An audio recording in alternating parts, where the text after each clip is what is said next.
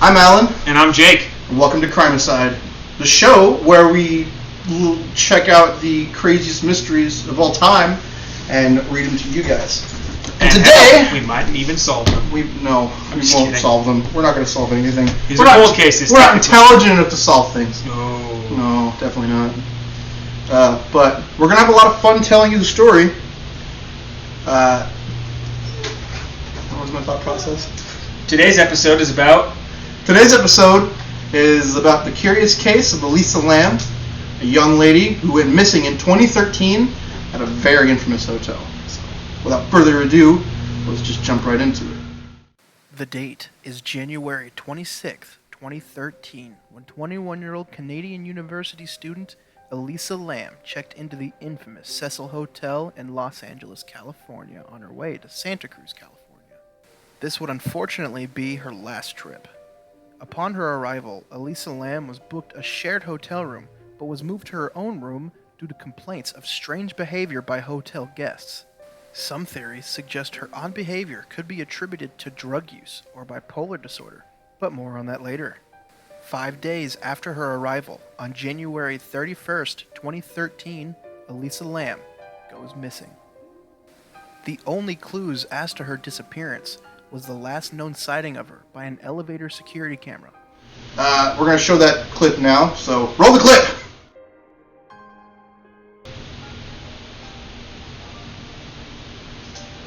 This video always weirded me out. It looks like she's pressing multiple buttons as if she's like trying to get the elevator to stop on different floors as if someone's coming after her. I always found it weird that the elevator door never closed. That is the weirdest fucking thing. That is very odd because elevators don't do that. She's obviously hiding from someone. Whether it's something real or she's hallucinating for whatever reason, that's something fucky's going on here. Unknown.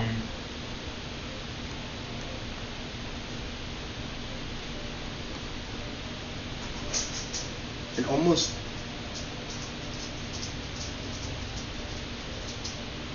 She seems startled at what she sees out there. Did you see how she just jumped out of the elevator? That's really strange. I can, if she stayed in the elevator and acted weird, that'd be easy to explain, but the fact that she's out of the elevator and still acting like a fucking... And she's still there right by the elevator. She's not going anywhere else. Yeah, it's really strange. She's definitely not in her own mind I wish we had this moment. I really wish we had more security footage of this. Sorry about the noise in the background. That's the dogs. I wish I could see what she was doing outside the elevator here. That is the mystery. Now, one of the things that always weirded me out is that the entirety of this video, the elevator doors never close, and I always thought that was really fucking strange. That is very, very odd. It's like something's keeping it from closing. I didn't notice this until just now watching this video, but it looks like she's pressing the same buttons over and over.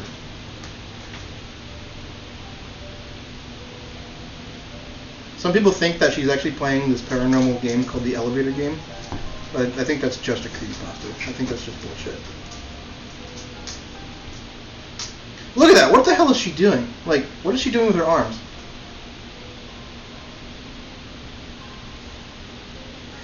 I don't know. It's like she's talking to somebody. No, what the hell was that? She just did something with her fingers. Okay, I'm noticing that too. I've actually never noticed that before. I've never noticed it before too. That's really strange. I've never seen that part before. Yeah, this is actually a kind of a long one. Here she goes for a bit. Okay. Still gone. Lovely floor. Bye, I guess.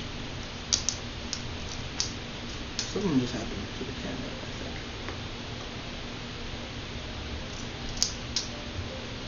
Hope we're not too quiet. Now she's just gone. Now the elevator doors are closing. Did you see that? Which should not happen. It should not take that long for no, that's fucking. That's really fucking weird, man. Very strange fucking clip. There's a lot of things in that video I cannot explain. I can't explain what the hell she was doing with her fingers. My best guess is sign language, but fucking strange, man. It looked not like sign language because I don't know sign language, but I do know that like interlocking your fingers like that is not a part of sign language. Because she was like doing this shit. No, that's not a part of sign language. I don't know ASL. To my knowledge. I've been actually wanting to learn ASL because I hear it's just kind of common courtesy. Yeah, it's definitely something worth learning. But theories abound as to. Well, we're not into theories. I'm not done with the story. Okay. Okay. Can I continue, please? Yes. Great. Awesome. Outstanding. Her body was discovered in the hotel water tank on the roof on February 19th, 2013, after guests complained of their water tasting strange. One person even saying that the water, quote, tasted horrible and had a funny, sweety, disgusting taste, end quote. Also that, quote, the shower was awful. When you turned the tap on, the water came out black first for 2 seconds before turning back to normal, end quote. Fucking disgusting, first of all. Absolutely. It's just gross. I don't care where you are. Hey. I don't care where you are. If your water's black, if it tastes like death, that's not normal unless you're in Missouri. Everything tastes like death here in Missouri. But no, definitely cause for concern. Definitely a little fucked up. Absolutely. That's pretty fucky. Let's get back to the story, huh? Police were baffled after the discovery of her body, as it was considered almost impossible for her to have gone onto the roof without triggering the fire alarm, opening the heavy metal tank lid, climbing inside, and shutting the lid only to kill herself. Despite the evidence of foul play, her death was ruled as suicide by drowning. It should be noted, however, despite her behavior, she was never known to be troubled enough to even consider suicide. That said, her odd and paranoid behavior detailed by both staff and guests, I think it's safe to say there's something more here than meets the eye. Some people theorize that she was the victim of a murder, or even that she was possessed by one of the many spirits that supposedly haunt the hotel. Now, Jake, what do you think? There's not a lot of theories here. There's just she was murdered. It's really just maybe two theories that abound in that. It's just two suicide theories. Or homicide, but the suicide one I think is very easily disproven by the fact that the lid was closed behind her, and just the security alarm system thing would have had to come off. It doesn't make sense. Yeah, it's definitely murder. It's very strange. Now, there aren't a lot of theories. The theories are basically just she was murdered, she killed herself, or ghosts apparently. Something she got supernatural, demons. unsolved. She got demons. But as for our own personal theories, I'd like to go first, if that's okay with you. Absolutely. Now, my theory, I've actually thought on this for quite a while, but looking at the evidence, as a person that's worked in janitorial, I've known that doors with fire alarms have a battery pack, and you cannot open them, period, or take the battery pack off without the alarm going off. You need a special key. Now, the only people I can think of that would actually have a key to this area and be able to unlock the door without making a noise would be hotel staff. I think that maybe she was murdered by a hotel staff member, or somebody stole the key from hotel staff. Clearly, this just makes sense to me, because no fire alarm was heard, and the only way onto the roof was via fire door. And these fire doors are very fucking sensitive.